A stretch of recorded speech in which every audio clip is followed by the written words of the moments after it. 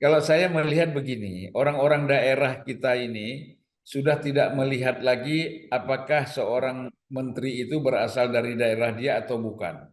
Ya, Yang paling penting menteri-menteri itu bisa berbuat sesuatu nggak untuk daerah itu. ya, Siapapun dia, daerah manapun dia. Itu kalau ya, saya lihat kan sekarang seperti itu. Misalnya ya, orang Aceh sudah nggak peduli lagi harus mewakili Aceh. Sumatera Barat ya, tidak berpikir lagi harus mewakili Sumatera Barat ataupun Jawa Barat misalnya. ya, Yang dilihat itu kan sekarang perkembangannya ya, siapapun sebenarnya yang menjadi menteri dari suku ya, apapun, dari asal daerah manapun, yang penting dia memang bisa berbuat untuk ya, Indonesia, untuk seluruh daerah yang ada gitu, Mas. Nah, kita ya. kan sudah bergeser. Bersama saya Bambang Sadiono di kanal Inspirasi untuk Bangsa. Mudah-mudahan kanal ini selalu bisa memberi inspirasi, motivasi, dan edukasi.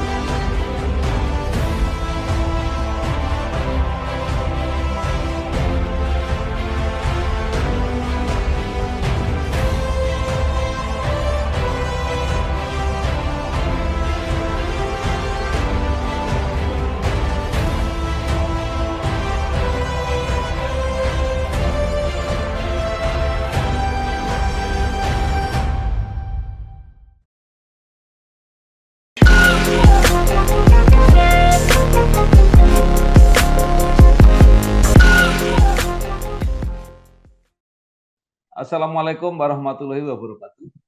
Bersama saya Bambang Sadiono di kanal Inspirasi untuk Bangsa. Mudah-mudahan kanal ini selalu bisa memberi inspirasi, motivasi, dan edukasi. Kami sedang mempersiapkan beberapa video wawancara untuk memenuhi keingintahuan publik. Kira-kira postur dan figur Kabinet Prabowo Gibran ini seperti apa? Maka saya mengundang para pengamat, para tokoh, juga dari kalangan partai politik yang mungkin mempunyai prediksi, mempunyai saran, bahkan mempunyai harapan bagaimana kabinet yang ideal ke depan. Menurut Ya. rencana, selain akan kami tayangkan secara digital, juga kami persiapkan nanti untuk ditulis dalam bentuk majalah. Nah, saat ini saya sudah bersama dengan seorang politisi senior dan sekaligus juga wartawan senior, yaitu Bapak Haji Sulvan Lindan. Apa kabar Pak Ya, Sulvan? baik Mas. Assalamualaikum. Waalaikumsalam. Pak Sulvan ini lahir di Aceh 1 November 1956, Ya. menyelesaikan pendidikan ilmu politik di Universitas Jayabaya, mengawali karir sebagai wartawan, terjun di dunia politik menjadi anggota DPR RI dari fraksi PDIP, kemudian menjadi anggota DPR RI lagi mewakili Partai Nasdem, juga Ya. pernah di Parlemen, tapi nanti selengkapnya mungkin bisa cerita sendiri.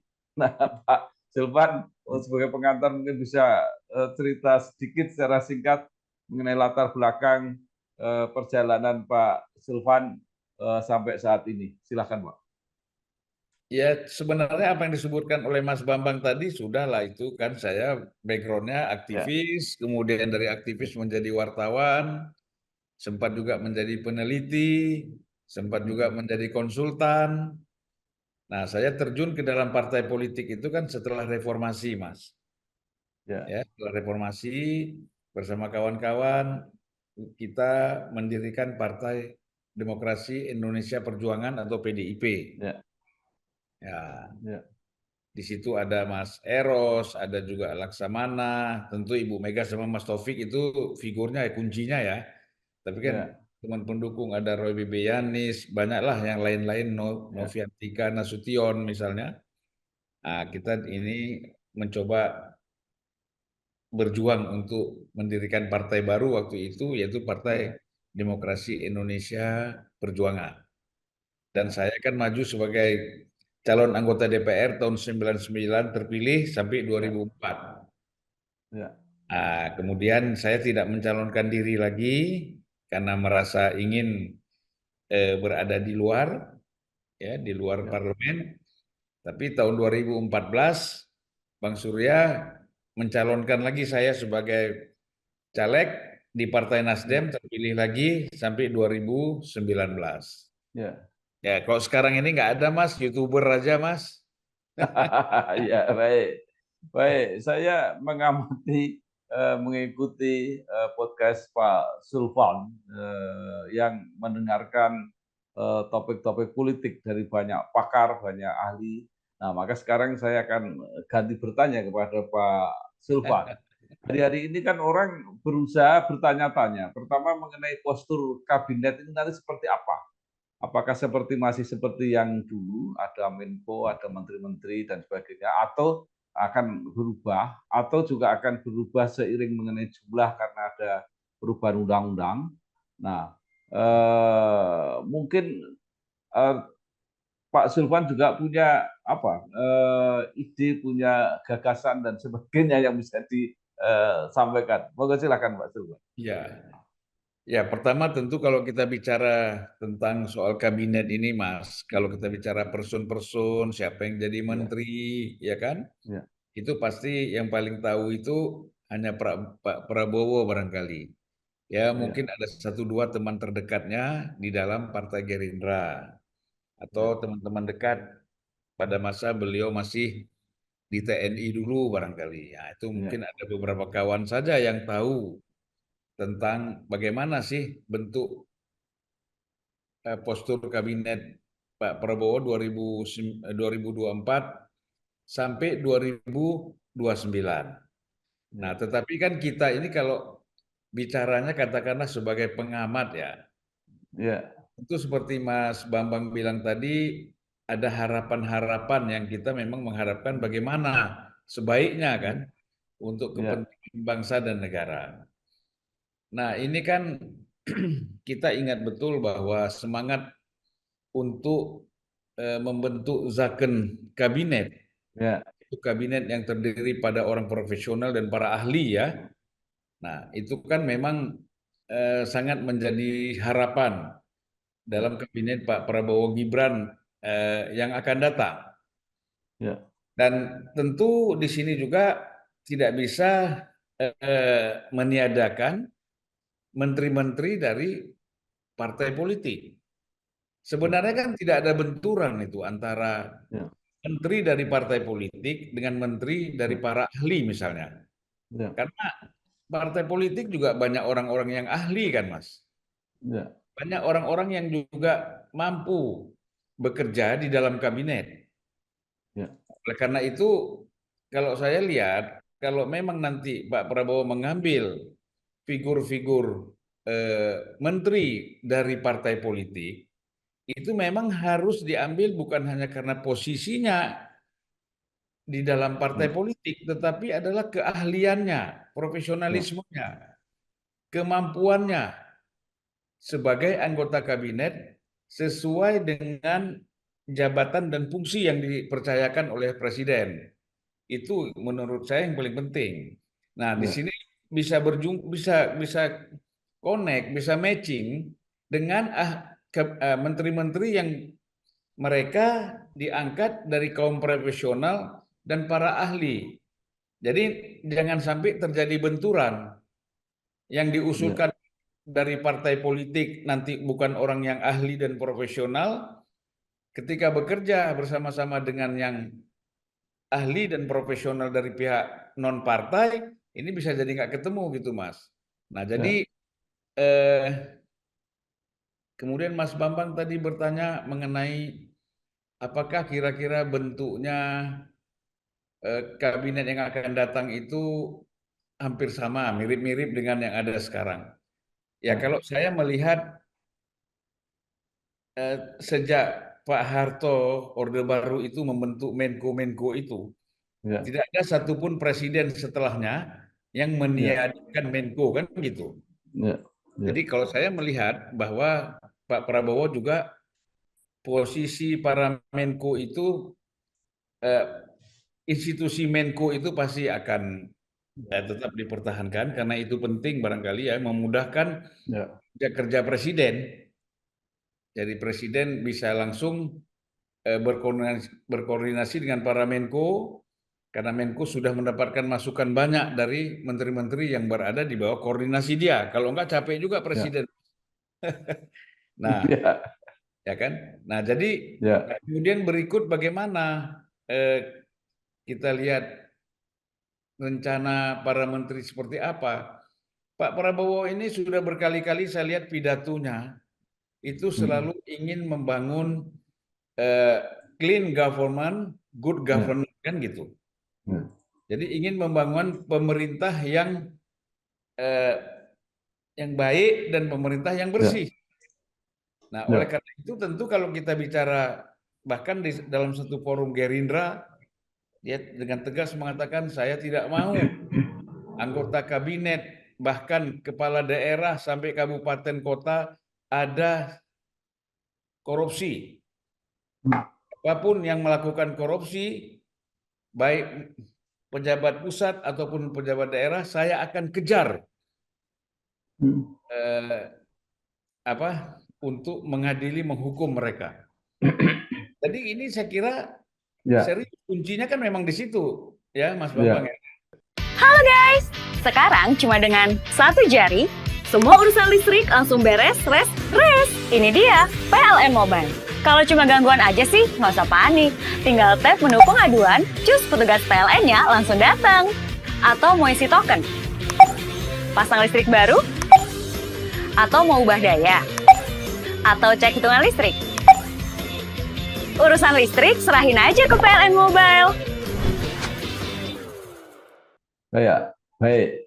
Nah, kira-kira bagaimana teknisnya Pak untuk menyeleksi seperti itu? Apakah seperti awal-awal Pak Jokowi dulu, daftar dikirim ke KPK dulu, mana yang di stabilo hijau, mana yang merah, apakah mulai dari itu? Atau bagaimana modelnya? Apakah partai-partai mengusulkan orang, kemudian presiden mencarikan tempatnya, atau presiden yang minta kepada partai bahwa saya butuh orang seperti ini? Menurut Pak Silvan seperti apa? Ya, menurut saya pertama presiden kan yang paling tahu struktur kabinet itu kan presiden. Kemudian kebutuhan orang seperti apa yang dia butuhkan juga dia ngerti. Oleh karena itu dia akan minta mungkin kepada partai politik, kasihkan saya orang-orang partai yang punya keahlian. Kan gitu Mas. Dan kemudian orang-orang yang kredibel. Sesuai dengan arahan dia, jangan kasih saya yang koruptor. Kan itu kan syarat-syaratnya sudah disampaikan oleh Pak Prabowo tuh. Nah, oleh karena itu baik dari Partai Gerindra atau partai-partai pendukung Pak Prabowo yang lain itu harus hati-hati dalam menyerahkan orang itu untuk masuk di dalam kabinet seandainya presiden meminta, kan gitu Mas. Nah, jadi jangan mengintervensi presiden. Ada yang minta 5, saya harus 3, harus 2, harus kan nggak bisa begitu. Itu berarti presiden diintervensi. Tunggu saja kapan presiden minta, pasti presiden kan dengan ketua umum partai ngobrol. Pasti ngobrol. Presiden bilang tuh si A tuh kader kamu bagus tuh, saya lihat-lihat kerjanya segala macam, kan pasti begitu. Jadi alamiah gitu Mas ya, nature aja. Jangan ada politiking di dalam pembentukan kabinet ini gitu loh. Ya, Pak Silvan, Pak Prabowo itu kan bersemangat sekali untuk merangkul semua. Nah, bahkan terakhir juga akan berkomunikasi dengan Ibu Mega dan akan mengajak kelihatannya PDIP juga masuk kabinet. Nah, kalau itu yang terjadi, apakah tidak semakin besar? Belum lagi dari akomodasi dari ormas-ormas besar misalnya. Kemudian belum lagi juga siapa tahu Pak Jokowi juga punya orang-orang. Ini apakah tidak semakin sulit bagi Pak Prabowo? Ya makanya Mas, kalau Pak Prabowo mempunyai sistem bagaimana pola rekrutmennya, saya kira tidak sulit. Nah kan ini orang yang di partai dia bisa mewakili 2 atau 3 institusi Mas.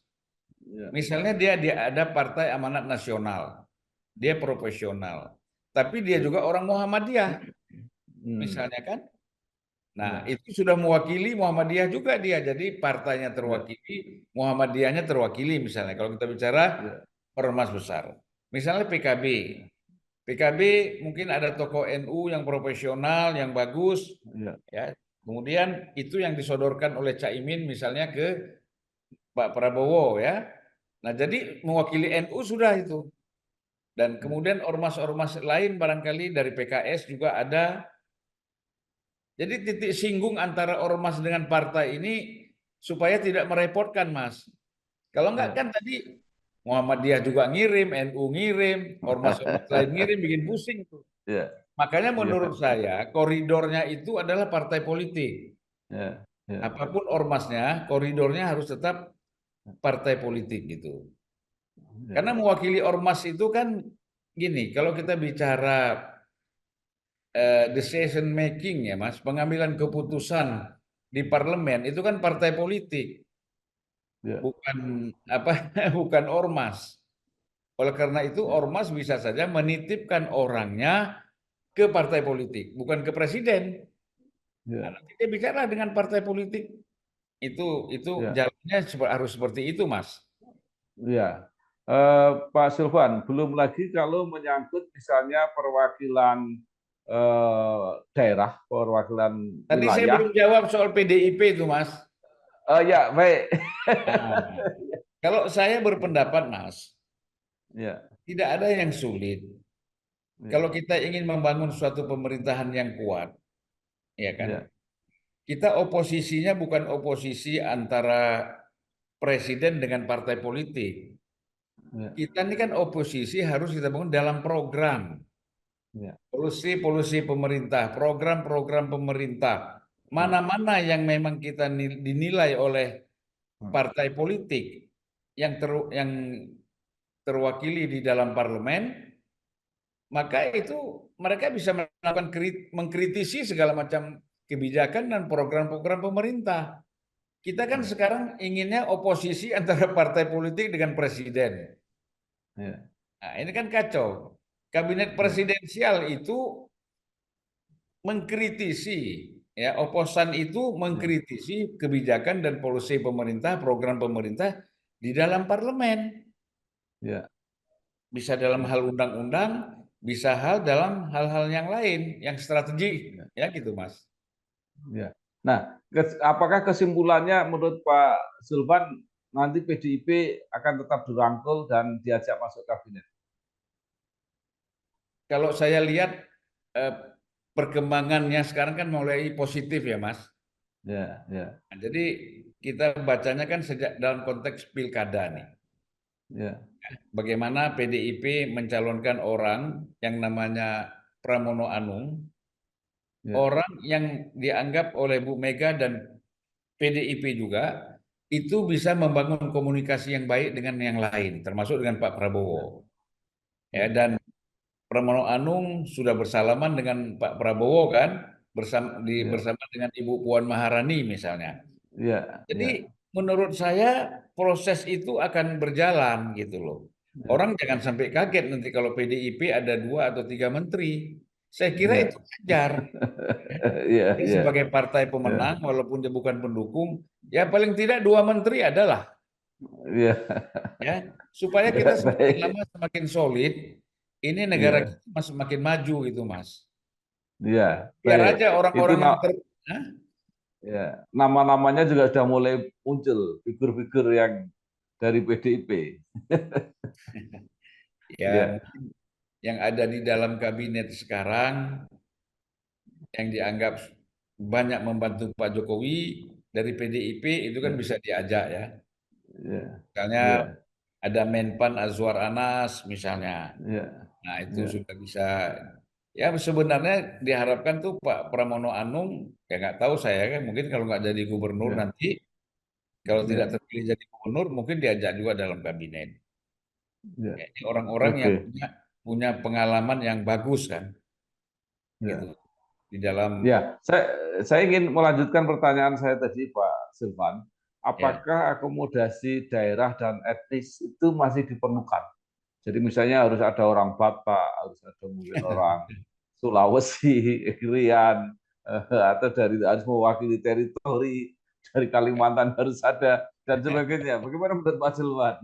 Kalau saya melihat begini, orang-orang daerah kita ini sudah tidak melihat lagi apakah seorang menteri itu berasal dari daerah dia atau bukan.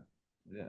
Yang paling penting menteri-menteri itu bisa berbuat sesuatu nggak untuk daerah itu. Siapapun dia, daerah manapun dia. Itu kalau Ya. saya lihat kan sekarang seperti itu. Misalnya Ya. orang Aceh sudah nggak peduli lagi harus mewakili Aceh. Sumatera Barat Ya. tidak berpikir lagi harus mewakili Sumatera Barat ataupun Jawa Barat misalnya. Ya.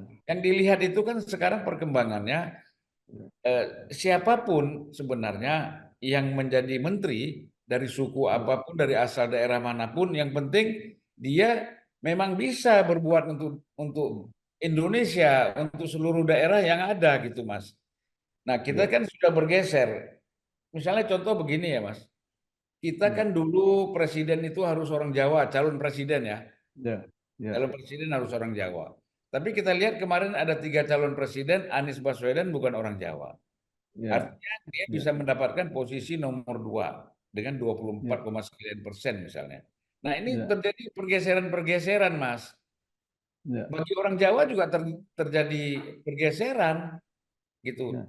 Buat mereka tidak mesti orang Jawa, tapi orang yang bisa berbuat banyak untuk masyarakat Ya. di Jawa, siapapun gitu loh. Ya. Baik. Nah, kemudian juga ada, saya tidak tahu apakah kecenderungan atau apa ya, atau kelihatannya akan banyak figur-figur di kabinet yang berlatar belakang TNI atau Hmm. mantan-mantan jenderal TNI lah kira-kira. Ya. Nah, apa komentar Pak Silwan? Kalau saya lihat teman-temannya Pak Prabowo itu kan memang di TNI banyak, gitu kan. Ya. Tetapi yang solid bersama dia kan itu tidak banyak. Ya. Yang berkawan betul-betul solid ya, itu kan tidak Ya. banyak, Mas. Paling orang melihat ada Sapri Ya. Samsudin, terus apa lagi itu yang agak lebih senior lagi, ada Pak Sugiono dan macam-macam ya. Nah, Ya. jadi saya kira Pak Prabowo tidak terlalu berorientasi kepada TNI ataupun Polri, tapi dia akan melihat siapa teman-teman dia selama dia menjabat berada di dalam TNI yang betul-betul bisa bekerja. Bukan asal-asalan juga kawan, tapi kalau nggak bisa bekerja ini kan beban, Mas. Nah, jadi Pak Prabowo ini juga Ya. tidak mau dibebani oleh kawan-kawan masa lalu, hanya sekedar akrab, sekedar dekat, tetapi tidak bisa membantu. Nah, ini kan karakternya yang selalu disampaikan kepada masyarakat kan itu oleh Pak Prabowo. Ya. Nah, jadi saya kira eh, paling banyak mungkin 3 orang lah. Ya. Kalau feeling saya itu paling banyak 3 orang. Kalau Menhan itu pastilah dari TNI Ya. misalnya. Jadi Ya. jabatan-jabatan politik itu seperti eh, mungkin sekretaris kabinet, mungkin seperti Mendagri ya, Ya. itu jabatan-jabatan yang memang bisa dipercayakan kepada teman-temannya Pak Prabowo yang ada di TNI dan Polri misalnya. Ya. Nah, tapi kan ada hal-hal yang memang tidak mungkin, misalnya Menteri Keuangan kan nggak mungkin, investasi, ya kan Ya. perdagangan, kemudian industri itu kan agak repot ya. Ya. Perlu Ya. orang yang betul-betul Nah, profesional menggeluti itu. Tinggal selfie tabungan jadi. Hidup lebih asik pakai Leven. Hidup lebih asik pakai Leven. sekarang Pak Julvan mengamati, bergaul, juga berdiskusi dengan banyak orang, terutama elite di Indonesia ini. Kalau Ya. menurut Pak Julvan, mungkin bisa menyebut beberapa nama yang kira-kira pantas dan diharapkan membantu mengisi di kabinet itu, siapa yang bisa disebut misalnya? Ya kalau saya lihat memang sekarang kalau kita bicara persiapan Menteri Keuangan itu sudah ada Thomas, kan Ya. gitu, yang sekarang menjabat Ya. wakil menteri ya, wakil menteri Keuangan Ya. misalnya. Nah itu. Nah kemudian menurut saya orang-orang yang masa Pak Jokowi menjadi menteri itu masih sangat layak dan pantas dan perlu dipertahankan. Ya, Misalnya Menteri Luar Negeri, Ibu Retno. ya, Ini kan orang luar biasa. ya, Dia jelas sikapnya itu tidak menyimpang dari sikap apa yang diperintahkan oleh Presiden, misalnya. ya, Karena ya. banyak juga menteri bermain-main di antara itu kan. Iya, Tapi Ibu ya, Retno itu menurut saya Menteri Luar Negeri yang sangat luar biasa dan disenangi, dikagumi juga oleh banyak negara. Itu seperti itu misalnya. Nah, ya, ya misal kita bicara kalau di luar misalnya, kita kan ya, pemerintah ini kan perlu betul-betul mempunyai seorang yang ahli tata negara, ya, kemudian yang dia tahu betul bagaimana persoalan-persoalan hukum tata negara kita. ya, Karena sering ya, salah di sini, Mas. Nah, ya, siapa itu? Kalau saya melihat ada dua orang yang pantas di situ. ya, Satu Pak Yusril, kedua ya. Pak Jimli Hasidiki. Oh, Nah, ini bukan ya, sekedar ecek-ecek menjadi ahli tata negara. Betul-betul mereka ya, ahli tata negara, ya, kedua ya, orang ini. Nah, sayang ya, sekali kalau pemerintah tidak ya, mempunyai orang yang menguasai. Katakanlah seperti Pak Harto dulu kan. Mengapa hmm, Mensesnek oleh Pak Harto nggak diganti-ganti itu Pak Sudarmono terus? hmm, Karena Pak Sudarmono tuh mengerti. Plus ditambah lagi ada Pak Murdiono ya, kan, ya, nah, yang memang sangat paham soal ini. Sehingga tidak ada surat yang salah pada masa Pak Jokowi 2014-2019, Mas tahulah kan, banyak ya, surat-surat yang salah itu. ya, Gitu. ya, ya, Nah, ini ya, ini kan artinya orang-orang ini kan harus ada di lingkungan ya, di apa level 1 presiden, Mas. ya, Kita kalau ya, nggak jebol lagi, jangan sekedar orang sarjana ya, hukum, pengacara jadi ya, Menkumham misalnya, pengacara ya, menjadi karena dia latar belakang hukum gitu ya, jangan hanya ya, sekedar latar belakang ahli hukum, tapi ya, kita membutuhkan ahli tata negara. Di luar ya, persoalan tata negara, kita sudah punya pengadilan, ya kan? Kita punya kejaksaan. Nah, supaya pemerintah itu juga bisa mengimbangi ya, MK gitu loh. ya, Kalau enggak ya, nanti kan baik. presiden menanya sama MK bagaimana kan? Tapi kalau presiden Iya, punya betul. ahli tata negara di dekat dia, Ya, orang yang dia percaya, ya, inilah tugasnya untuk bertemu dengan MK. Misalnya gitu. ya. Untuk bicara soal Nah, konstitusi. baik. Ya, ada pos-pos yang biasanya sangat apa ya, ditunggu-tunggu orang karena itu dianggap pos strategis. Tadi Pak Sulvan sudah menyebut misalnya untuk Menteri Luar Negeri misalnya. Kemudian biasanya juga orang bertanya siapa yang akan menjadi Menteri Dalam Negeri. Kemudian juga misalnya Jaksa Agung. Kalau Menteri Keuangan tadi kan sudah disebut oleh Ya. Pak Sulvan. Kemungkinan Pak Thomas. Nah, untuk tokoh-tokoh ini ada nggak kalau menurut Pak Sulvan, yang Pak Sulvan rasanya kok cocok gitu? Kalau saya terus terang Mas, kita kan beda pada masa Orde Baru dulu ya, atau Ya, awal-awal reformasi itu banyak sekali orang yang bisa kita perkirakan ya, dia cocok di dalam kabinet. ya, Tapi kalau sekarang kan banyak orang yang tanggung, yang muncul-muncul tanggung. ke permukaan ini, gitu. Ya, Coba ya, Mas sendiri kan agak sulit itu. Kalau kita mencari ya, orang siapa sih yang pas untuk Menteri Dalam Negeri, ya, misalnya. Yang betul-betul kita di sini melihat orang ini memang capable, ya, kredibel, dan profesional, mampu kan gitu. Nah ya, tentu sebenarnya kalau kita ya, mau melihat aspek ini, misalnya Menteri Dalam Negeri, ini memang selektivitasnya agak berat ini, Mas. ya, Ya, ya, karena Menteri Dalam Negeri itu menangani banyak hal. ya, Yang paling berat itu kan masalah otonomi daerah. ya, Nah, itu yang paling berat kan. Nah, ini kan ya, harus orang yang betul-betul menguasai otonomi daerah.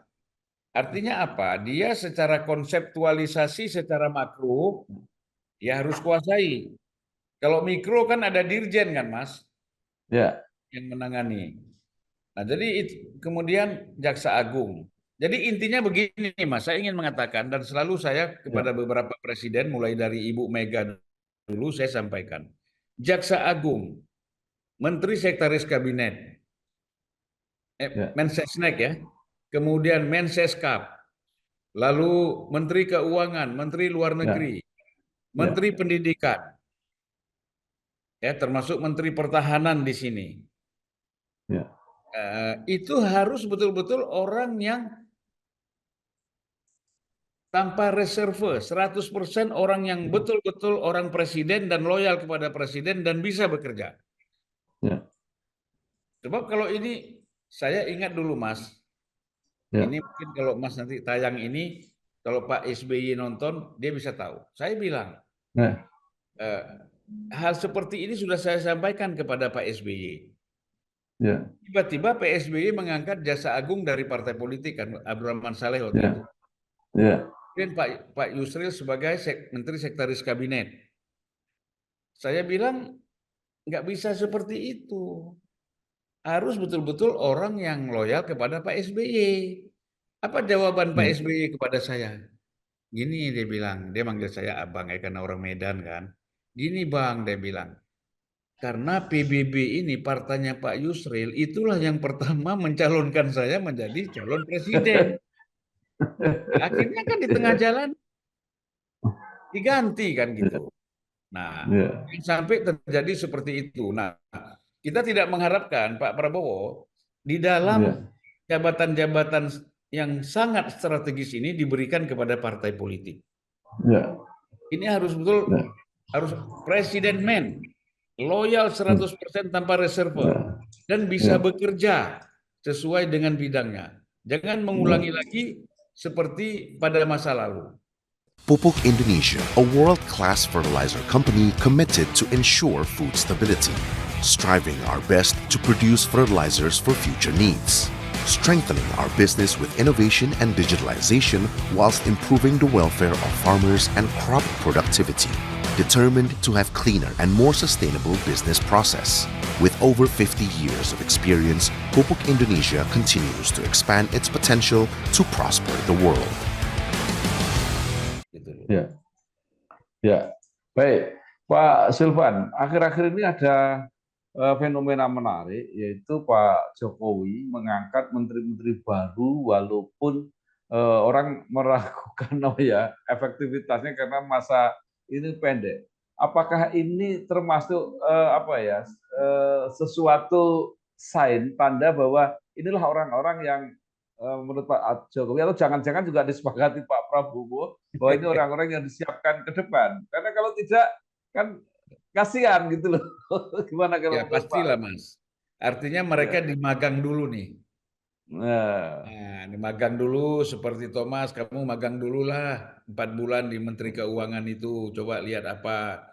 Terus saya melihat juga ada orangnya Pak Prabowo, Wakil Menteri Komunikasi kan Menkominfo ya, Anggaraka itu namanya. Nah mungkin di situ disuruh magang dulu. Terus di Wamenhan juga ada orangnya Pak Prabowo, yang temannya Pak Prabowo kan, paling tidak ya teman dia di TNI, magang dulu di situ. Ini sebenarnya magang-magang semua nih Mas. ya, Nah, ya, paling tidak nanti kalau Pak Prabowo sudah eksis menjadi presiden setelah tanggal 20 Oktober nanti, ya pada tanggal 20 Oktober dilantik, dan kemudian dia di situ sudah punya orang-orang untuk dia konsolidasi. ya, Nah, walaupun kalau kita lihat belum bisa semua kan, misalnya Menteri Investasi sekarang sudah ada mantan Ketua Kadin Roslani ya. ya, Nah, jadi sudah ada menteri-menteri baru yang memang ini disuruh magang menurut saya, untuk supaya orang kan curiga seolah-olah ini menganggap Pak Jokowi mengintervensi Pak Prabowo kan gitu. ya, Menurut saya itu sudah ada pembicaraan bagaimana orang-orang ini, ya kalau istilah kita magang dulu deh, lu belajar dulu deh, apa problem-problem ada di situ. Nanti kalau memang kamu mampu mengatasi dan memahami problem itu, ya kita lanjutkan. Kalau nggak mampu kan diganti juga, Mas. Baik. Nah, Pak Silvan, terakhir begini, melanjutkan tadi Pak Sulkan kan mengatakan yang namanya oposisi jangan oposisi organisasi, artinya partai melawan pemerintah, tapi oposisi program. Karena yang saya bayangkan kalau semua partai ada di pemerintah, terakhir termasuk PDIP juga bergabung, itu kan kemudian pengawasan itu kan tidak efektif. Nah, kira-kira bagaimana nanti hubungan antara pemerintah dan DPR? Ya kan sebenarnya begini, Mas, kita tahu pada masa Pak SBY misalnya, Ya, ya kan, PDIP itu oposisi. Tetapi kan di parlemen banyak kesepakatan yang terjadi di antara PDIP dengan partai-partai lain. ya, Itu ya, kan yang terjadi. Nah, kemudian pada masa Pak Jokowi 2014-2019 ada 3 partai oposisi yang kita anggap oposisi di luar pemerintahan, Gerindra, PAN, dan PKS, Demokrat. Bukan PAN, Demokrat. PKS, Demokrat, dan Gerindra kan gitu. Ya, ya, Nah, tapi kan secara umum, Mas, 90% lebih kesepakatan itu terjadi di parlemen, ya, gitu loh. Paling hanya 1-2 aja dipoting kan gitu, Mas. ya, Nah, tapi selain itu kan semuanya pada setuju semua. Ya berarti walaupun ada oposisi dikatakan mereka tidak masuk dalam kabinet, mereka oposisi, tapi sebenarnya kita tidak rasakan ada oposisi itu di dalam pemerintahan, di dalam parlemen. Nah, oleh karena itu daripada abu-abu seperti itu, Mas, diajak aja semua, ya, Mas. Tapi partai harus bisa mengarahkan kader-kadernya yang ada di DPR itu harus kritis. ya, Harus kritis, harus tetap melakukan. Nah, kadang-kadang kan kelemahan kita, Mas, di partai politik ini, ya, pengalaman-pengalaman kita, mulai dari ketua umum sampai ketua fraksi, itu jarang sekali mendapatkan report secara utuh ya, dari anggotanya yang ada di DPR, di ya, komisi-komisi. Karena apa? Ketua umum dan ketua fraksi misalnya, itu hanya mengikuti atau concern kepada isu-isu besar, Mas. ya, ya, Begitu banyak sebenarnya persoalan yang ditangani di DPR itu out of control dari ketua ya. umum dan ketua fraksi. Seperti pembiaran gitulah. Makanya di sini Ya, yang bikin kacau gitu loh. ya, baik, baik. Terima kasih sekali Ya, Mas. Pak Sulvan Lindan, Ya, Mas. politisi, Saya senang wartawan. sekali nih ketemu sama Pak Bambang. Sorry, saya kemarin nggak sempat karena ada paman saya meninggal di Aceh itu, Mas. Tidak apa-apa, minta maaf. Oke. Ya, ya. Oke, Pak. Terima kasih. Ya, Mas, sampai jumpa Pak lagi, Mas Bambang. Sulvan. Ya, mudah-mudahan lancar terus perjuangannya, sukses. Ya, Mas. Wassalamualaikum warahmatullahi wabarakatuh. Waalaikumsalam warahmatullahi wabarakatuh. Bersama saya Bambang Sadono di kanal Inspirasi untuk Bangsa. Mudah-mudahan kanal ini selalu bisa memberi inspirasi, motivasi, dan edukasi